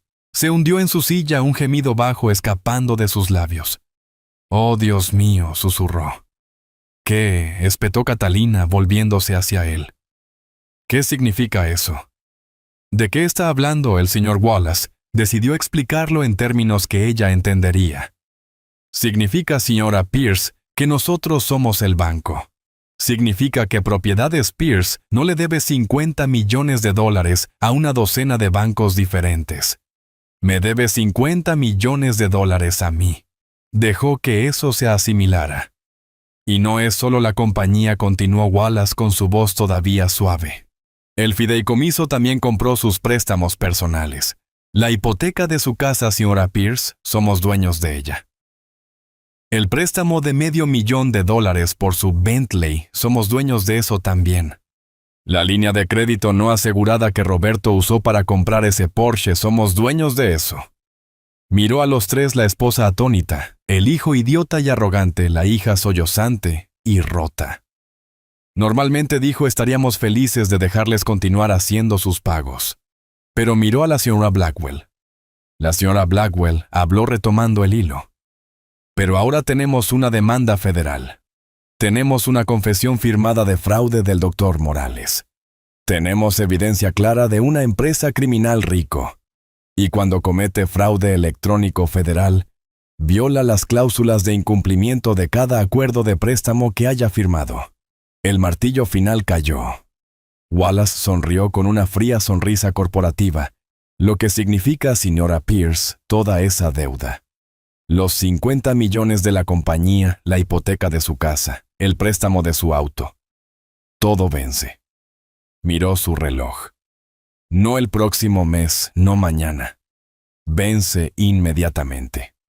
Hoy. El color se drenó del rostro de Catalina. La arrogancia, el odio, el triunfo. Todo se desvaneció, reemplazado por un terror animal crudo y hueco. Finalmente entendió. No solo estaban siendo demandados, estaban siendo borrados. No solo iban a perder el dinero robado, iban a perderlo todo: su casa, sus autos, sus cuentas bancarias. Iban a estar peor que quebrados. Iban a quedar en la indigencia. Estaban, en una palabra, arruinados. La señora Blackwell deslizó un documento final sobre la mesa. Era delgado, solo una página. «Esta es una liberación general», dijo con voz plana. Firmarán el 100% de sus acciones tanto en Propiedades Pierce como en la empresa criminal conocida como RC Holdings, de vuelta al señor Pierce efectivo inmediatamente. Acordarán desalojar las instalaciones de su casa a las 5 p.m. mañana. Firmarán. ¿O qué susurró Catalina con la voz como un raspado seco? O dijo: «Blackwell, levantaré este teléfono y llamaré a la oficina del fiscal de los E.U.U. Y además de la montaña de evidencia que les estoy enviando, agregaré el testimonio personal y desgarrador del señor Alejandro Pierce a su caso criminal contra ustedes, y haré que sea mi misión personal y profesional asegurar que usted, su hijo y su hija pasen los próximos 20 años en una prisión federal». Su abogado Bennett ni siquiera leyó el papel. Lo agarró, encontró un bolígrafo y lo empujó frente a Roberto. «Fírmalo, Roberto», siseó. Roberto, con la mano temblando tan fuerte que apenas podía sostener el bolígrafo, firmó. Bennett lo empujó hacia Catalina. Sus manos también temblaban. Me miró, sus ojos finalmente verdaderamente derrotados. Firmó. Se acabó. Era todo mío. Me senté en la sala de conferencias de la señora Blackwell. La última vez que estuve aquí, el aire había estado denso de tensión con la violencia tácita de una ejecución legal. Ahora, una semana después, la habitación era solo una habitación. Tranquila, profesional. La guerra había terminado y solo estábamos firmando el tratado de paz. La mesa frente a nosotros estaba cubierta de documentos cuidadosamente apilados. Representaban la suma total de mi vida anterior y mi nueva vida. Los últimos 7 días habían sido un torbellino de puro poder logístico. Fieles a su palabra, Catalina y Roberto habían desalojado la casa. Los asociados de Blackwell, no los míos, se habían parado en el césped marcando artículos en una lista mientras un camión de mudanzas que Catalina había sido obligada a pagar cargaba sus pertenencias personales. El Bentley se había ido. El Porsche se había ido. Sus cuentas bancarias estaban congeladas pendientes de la investigación federal. Mi compañía propiedad Spears ahora era oficialmente mía de nuevo. El golpe de despedida de Catalina había sido correcto en cierto modo. La compañía era un cascarón desangrado hasta quedar seco, pero ella había perdido el punto. Era un cascarón limpio. Gracias a Wallace, la deuda masiva de $50 millones que le habían atado ya no era un pasivo. Era un activo en manos del fideicomiso de mi hermano. Propiedad Spears estaba por primera vez en años completa, total y maravillosamente limpia. «Este es el último, señor Pierce», dijo Blackwell.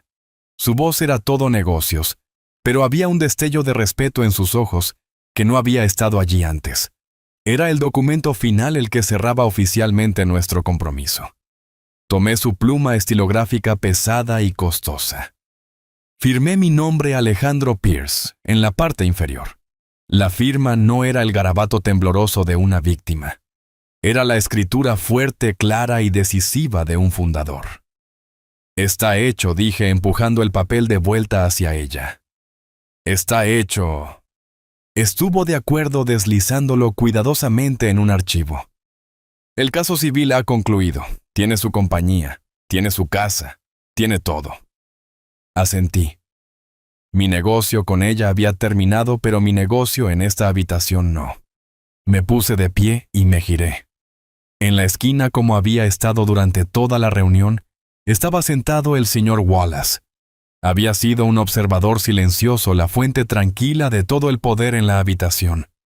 Ahora era su turno. Se puso de pie mientras me acercaba. Sostenía el mismo maletín gris simple que había estado sosteniendo en el callejón esa noche. Parecía que había pasado toda una vida. «Señor Wallace», dije. Mi voz era firme. Esta no era una pregunta. Era una declaración. «Hoy es el día 58», asintió. «Sí lo es. La condición en el testamento de mi hermano», continué, «era clara. Debía usar los recursos de su fideicomiso para luchar para anular la tutela y recuperar lo que me fue robado».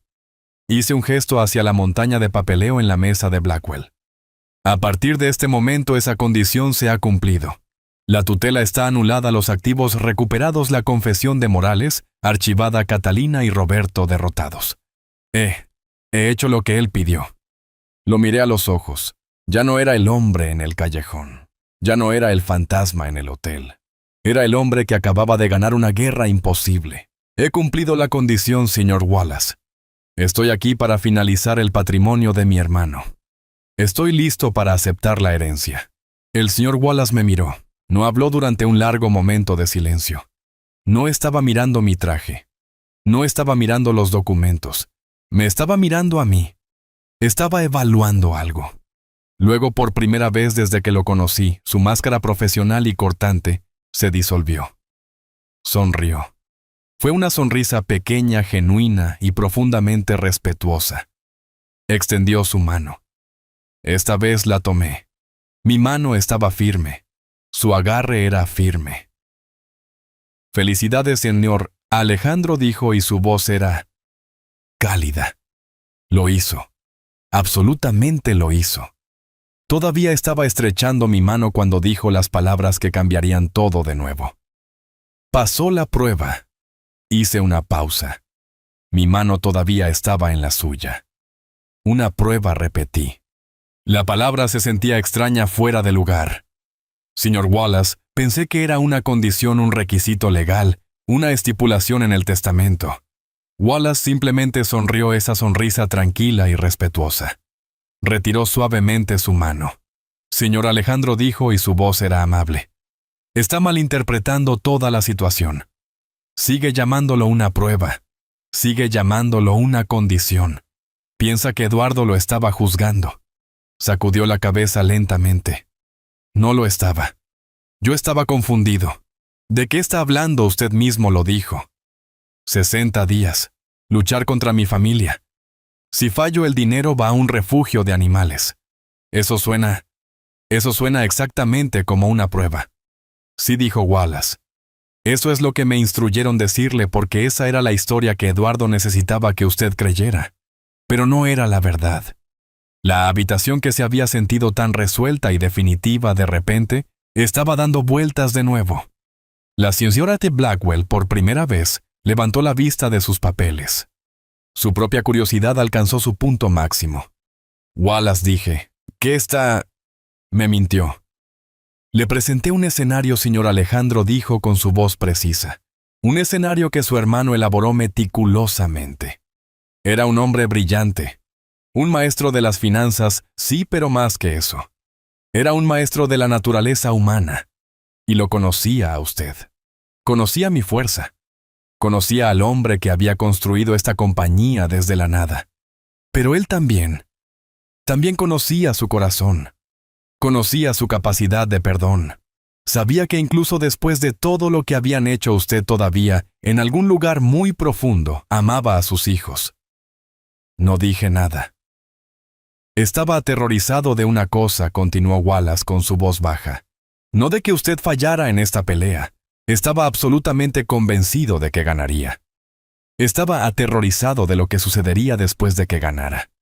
Estaba aterrorizado de que tomara sus $39 millones y que Catalina o Roberto, o especialmente Laura, vinieran a usted llorando, disculpándose, suplicando una segunda oportunidad, y que usted, Alejandro Pierce, el hombre con el gran corazón roto, se la diera. Me miró con una profunda y triste comprensión. Y él sabía que si lo hacía simplemente lo harían todo de nuevo. Tomarían los 39 millones tal como habían tomado los 50 millones, y esta vez eso lo mataría. Hizo una pausa dejando que el peso de esa verdad se asentara en la habitación. Así que construyó una trampa. Una trampa brillante, perfecta y blindada. Pero la trampa, señor Alejandro, nunca fue para usted. Fue para protegerlo de ellos. Yo todavía estaba confundido. El refugio de animales. No hay refugio de animales, dijo Wallace finalmente abriendo su propio maletín. Sacó un único documento diferente. Estaba encuadernado en un color diferente. Eso fue una mentira. Una brillante pieza de distracción. El refugio de animales afirmó la historia para usted. Le dio una razón noble para luchar. Pero el verdadero testamento. Lo empujó a través de la mesa. Este es el verdadero codicilo final del testamento de su hermano. El que solo yo había visto. Hasta hoy. Lo miré. El lenguaje era denso, pero mis ojos encontraron los párrafos clave. Dijo Wallace resumiendo, dejo todo mi patrimonio valorado en $39 millones a mi amado hermano Alejandro Pierce. Sin embargo, respiró hondo. Esto era todo. Sin embargo, leyó si dentro de los 60 días posteriores a mi muerte mi hermano Alejandro Pierce, habiendo sido informado de esta herencia, contacta voluntariamente, intenta reconciliarse con o proporciona cualquier asistencia financiera en absoluto a su ex esposa Catalina Pierce o a sus hijos Roberto y Laura Pierce. Entonces este legado completo a mi hermano queda nulo y sin efecto. Mi sangre se heló. Lo miré. Nulo y sin efecto. Entonces el refugio de animales. No, dijo Wallace con su voz en un susurro. Leyó la línea final terrible y brillante. Y en ese evento todo el patrimonio de $39 millones será transferido inmediata e irrevocablemente a Catalina Pierce, Roberto Pierce y Laura Pierce para ser dividido equitativamente entre ellos. No podía respirar. Simplemente lo miré fijamente. Estaba sin palabras. La trampa. Si yo hubiera sido yo. Si hubiera sido el hombre débil que mi hermano temía que fuera. Si hubiera visto a Laura llorando en esa sala de conferencias y hubiera dicho, «Te perdono». Si le hubiera ofrecido un solo $1. Se habrían quedado con todo, susurré. Se habrían quedado con todo, confirmó Wallace. Los 39 millones completos. Finalmente entendí la pura frialdad y brutal brillantez de ello. La línea de tiempo de 60 días. La demanda. La señora Blackwell. La sala de guerra. No era una prueba para ver si yo era digno. Era una cuarentena. Era una cuarentena de 60 días legalmente ordenada, diseñada para mantenerme a salvo de mi propio corazón. Había creado un escenario donde para obtener la herencia no podía contactarlos. No podía perdonarlos. Tenía que luchar contra ellos. Tenía que ganar. Había hecho legalmente imposible para mí ser el padre, y me obligó a ser el hombre. No solo le dio su dinero, señor. Alejandro, dijo Wallace en voz baja cerrando el archivo, conocía su debilidad, así que le dio una excusa blindada y legalmente vinculante, para salvarse a sí mismo. Me hundí de nuevo en la silla, el traje de $5,000 sintiéndose como un disfraz. Mi hermano distanciado, frío y despiadado. No solo me había dado una herencia, me había dado mi vida. Me había protegido de la única manera que sabía. No con un abrazo, sino con un arma legal brillantemente diseñada. Al final me había salvado de mi propia capacidad de misericordia. Han pasado 6 meses. Soy Alejandro Pierce. Tengo 70 años. No estoy en un callejón. No estoy en una habitación de hotel, oliendo a jabón industrial. Estoy parado en una amplia terraza de piedra 50 pisos sobre Manhattan. El sol se está poniendo sobre el río Hudson, y la ciudad se está transformando en una galaxia de luces muy por debajo de mí. El aire es frío, agudo y limpio. Estoy bebiendo una taza de café. Una taza de café muy cara, de una taza de cerámica real y pesada. Está caliente en mis manos. Este es el ático de Eduardo. Ahora es mío. No volví a Austin. No había nada allí para mí. Después de que se firmaron los papeles, Wallace y su equipo manejaron la liquidación. Propiedades Pierce, la compañía que había construido y la compañía que ellos habían destruido, fue vendida. Sus activos, ahora propiedad del fideicomiso, fueron disueltos.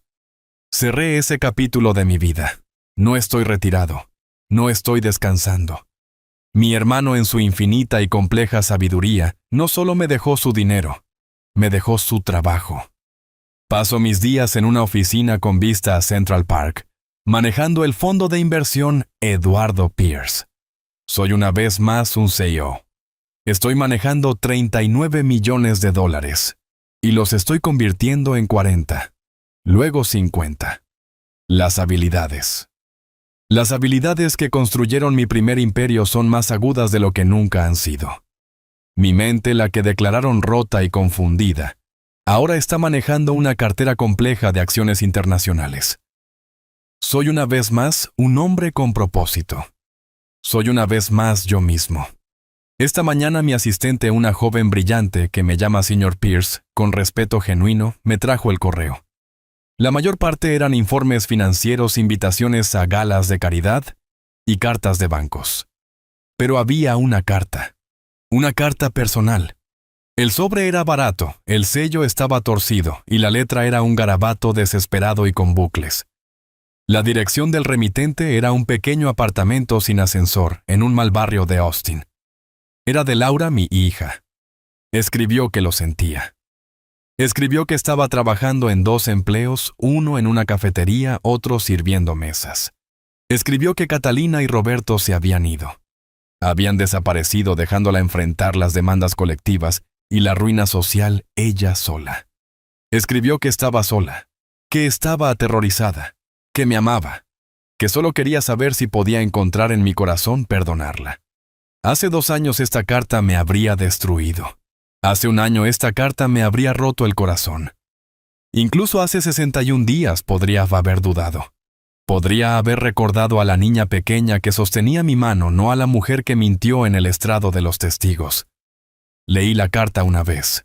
Vi las frases cuidadosas y manipuladoras de su madre, entretejidas con su propia autocompasión genuina.